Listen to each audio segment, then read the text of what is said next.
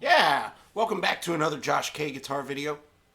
Thank you so much for tuning in. Please do click the subscribe and like buttons, ring the bell so that you get all the notifications. This is the third installment of How to Play Deal. Today we're going over melody making, soloing, all that stuff. So please, if you haven't so far, watch the previous two videos. The first one was actually Freddie Green style comping over these chords. The one yesterday is how to play the chords, and those are actually going to inform you. Now, if you want to really get in depth on this and like learn how to play it all over the entire fretboard with not a lot of effort, you want to learn to play effortlessly, you want to go learn some of the techniques that are on my website, go to musicmakerlessons.com and at least go download that free resource packet. That'll give you all these arpeggios in all 3 or 4 inversions, however you want to study those. And today we're just going to be covering one, that being like kind of root inversions. We'll go into more of that later here, but what I'm going to go ahead and do is, if you know those chords from yesterday, I'm going to go ahead and review. We got A7, C sharp 7, F sharp minor 7, E major, D major, D sharp diminished. Right? Then we go back to A7. Then walk it down to F sharp. Right? Then B dominant 7. And then D. I do D7, but really it's like a D triad on the recording. And I have kind of my own voicings that I'm doing. I explained those in the last video, so please, if you haven't seen that one, go back and watch that and kind of get a little bit of context for this. But that said, I'm going to go ahead and pull up the fretboard screen and we'll start talking arpeggios over this thing. All right, so we start on A7. Now, there's a few different ways to play arpeggios. I'm just going to go over some triad forms. This one starts here. And if you know your bar chord, like an A major bar chord, right? 5, 7, 7, 6, 5, 5. So I always tell people, if you want to play solos better, play chords better, right? So know all of those notes, right? It's an arpeggiation, right? But it's not the full arpeggio. We're missing a couple of notes. So if you know that, you're halfway there. If not, no worries. You can study this, and then you'll also have that. So I start first finger, 5th fret. Then I stretch out pinky to the 9th fret. So 5, 9 on the low E string. Then to the A string, playing your 5th here. That was from that chord, right? I'm just adding that note. That note is added. Then we come back to that shape, and then right through it, and then I'm adding again that 9th fret there. So I'm going to go through those a little slower, but 5, 9 on the low E, then 7 on the A, 7 on the D, 6, 5 on G and B, and then 5, 9 on top.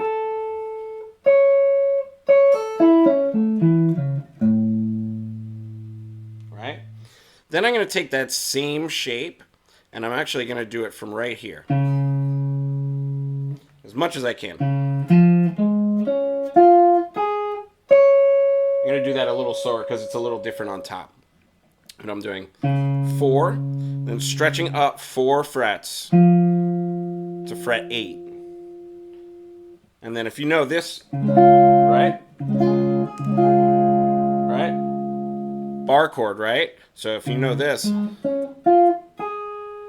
that's most of it. I'm just going to add 2 notes again. Okay, so, all right, so if you know this bar chord, yeah,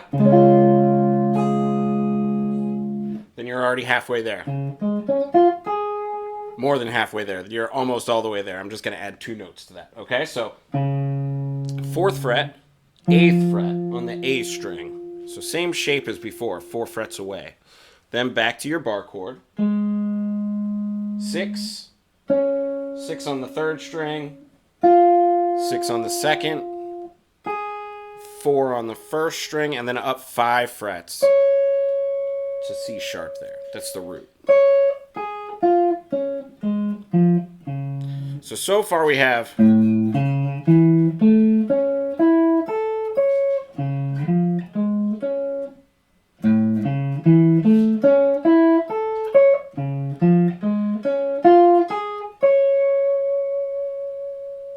right?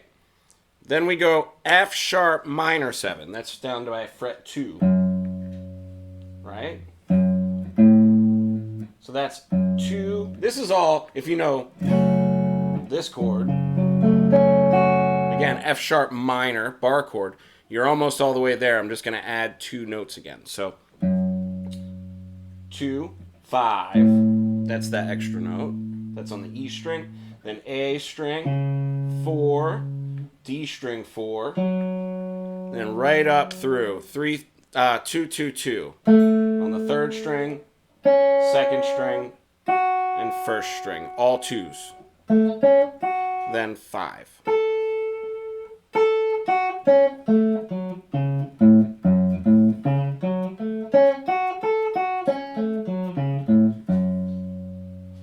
Okay, so far we have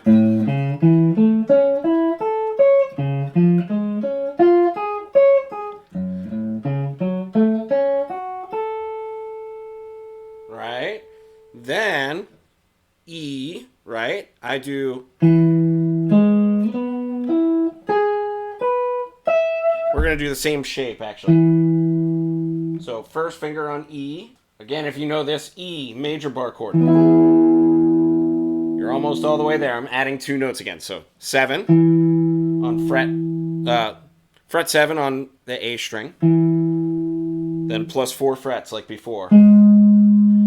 11 on the A string, then down to the D, fret 9, then 9 on the G, 9 on the B, 7 on E, and then up to fret 12.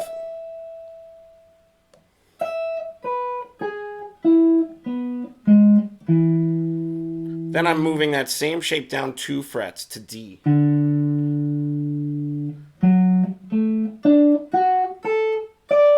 So that's 5, 9, 7, 7, 7, 5, 10. Then, this is the funny one. D sharp diminished. I love this one because you can do same fingers. You just have to move a little bit. So you start on D sharp, that's fret 6. And I'm going to do 1st finger pinky, that's the shape. Okay, so what we're going to do is you're going to move up. So 6 to fret 9, then 7 to fret 10, then 8 to fret 11. Now B string is funny because it's down, it's a different tuning, it's not 4th. Then you go 10, 13, then 11, 14.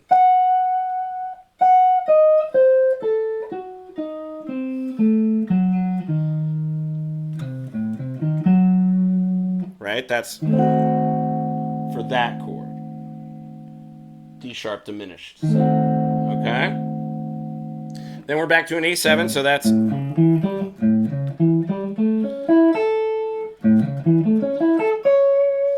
right? Then G, we haven't had this one yet, but it's the same shape, so those notes plus 2, so 3, 7, 5, 5, 4, 3, and then on the E string, 3, 7. You'll notice it's always same frets. An E string is an E string, so you're going to play at the same place. It's just a matter of if you want it to be high or low. That's why being a guitar player is so cool. It's that easy.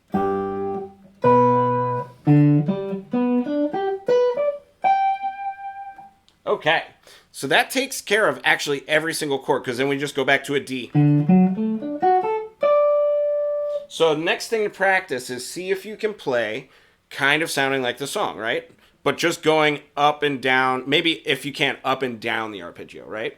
I might be doing that a little fast here, but if that's tough, start with just upwards and then maybe practice just backwards. Then you practice switching a little bit, right? But I'm going to do, you know, what the goal should be, which would be maybe switching. So, but this is what the goal should be, right?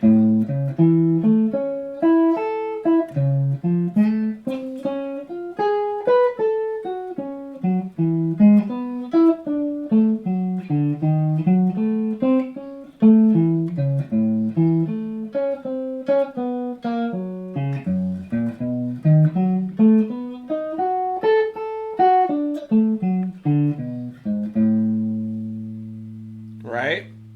Oh, I skipped B7 here, so let's go over that one. So B7 is going to be B on fret 7, then 11. So 7, 11, 9 on the A string, 9 on the D, 8, 7, 7. I hope you're noticing the pattern, right?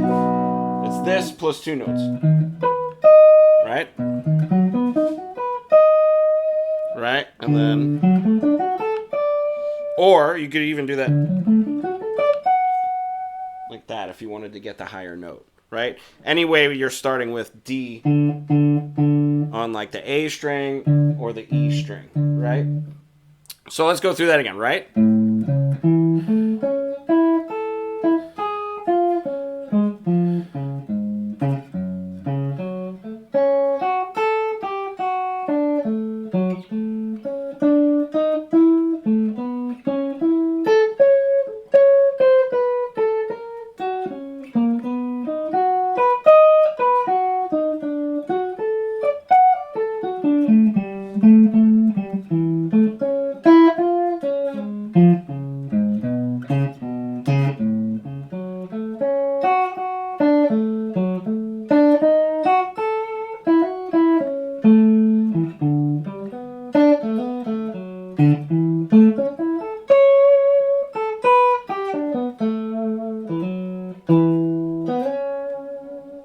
Right? And I'm just kind of making things up. It's a little simple for right now, but that's the goal, is you want to be able to play through those changes so that you're actually playing the chord tones. Now, here's the beautiful part. Do you have to play the chord tones? No. Every note is okay. And a lot of the time people ask me when you solo over stuff like this, what scale are you using? And that always, like, the only good answer that I can maybe give is the chromatic scale, because the chromatic scale has all the notes. And a lot of the time I'm playing the chord changes, which sometimes goes outside of a scale or a key. And sometimes I'm playing inside or outside of those chord changes, which means that it's not necessarily even inside the scale that we're hearing in the song. I'm just using the note to flex back and forth and create tension and release it. So, that said, hopefully that wasn't too much too soon. But that said, when I go through these chord changes, you'll notice that I use like maybe over just A, and I'm implying just this note. So I'm using like the neighbors. And this note like maybe wouldn't be in the key. But I like it. I just like the way it sounds, right? And I could do that, or you could resolve it right back. That sounds more like your A chord. So you have freedom of how much tension you want to build and how much you want to just stay maybe in a happier spot with it right within the chord tones area. I like to do a little bit of both. Actually, a lot of bit of both, because the more ingredients you use, the more interesting your dish is, right? Anyways, that said, hopefully this was a helpful lesson. How to play deal.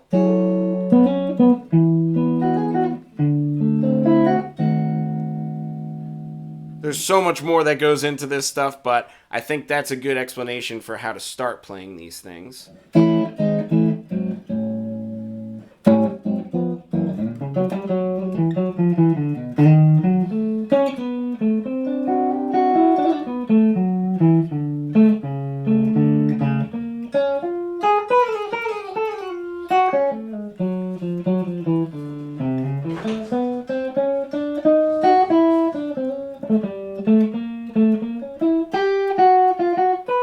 Right, like that.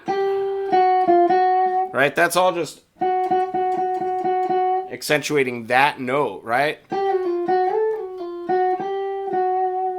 Right, there's so much that you can do right there, right? So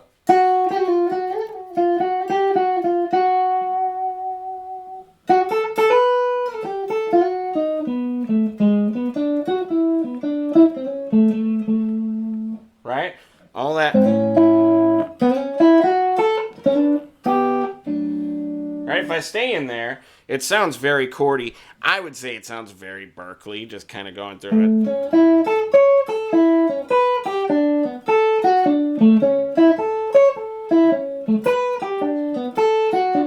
That's like what every student sounds like in the practice room. So now take that and internalize it, add those outside chord tones, right? This takes a little bit of practice, but...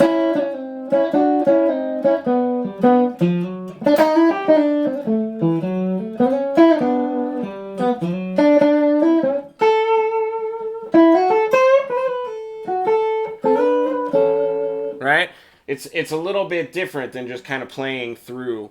But as you play through, you discover where are the notes that you like. Also discover kind of where are the notes that you don't like. Hopefully you make a lot of mistakes, and your mistakes tell you what not to do again, right? That's the part that's always hard for us music teachers, is we make a lot of mistakes when we're learning how to do this stuff. We can't do those for you. You have to make those mistakes for yourself when you practice. And then decide, I hate that, I'm not doing that again. And then you have a mindset where you can play with intention, not do certain things that bug you, and do more of things that you love the way you do. You know, it's about not only just deciding what you stink at, but also evaluating, hey, what are my strengths? And then you lean into your strengths, do more of that, and then get away from the weaknesses, do less of those. Anyways, thanks so much for tuning in. I hope that was a really helpful lesson for how to solo over the changes of deal. It is one of the trickier dead tunes to play, as my friend Tom Patty mentioned from Uzo in the comments on one of the previous videos. It is the changes are just moving really quick, and you just kind of have to roll with them. It's kind of like, you know, there's so many songs about trains. This one's kind of like a train, and if you don't get on, then it's just going to run you over. So that said, study up, study those triads. It's really triad arpeggios is everything. And if you want to know more about that, do go to my website, check out that free packet. I love giving away stuff for free, so just go get that free resource packet. It's a bunch of free shapes, all this stuff for you. And that said, I will see you in the next video. Do stay tuned. I'm going to be covering relative major and minor next week. So you want to go ahead and subscribe so you get the notification on that. All right, I will see you next time. I'm going to play my way out.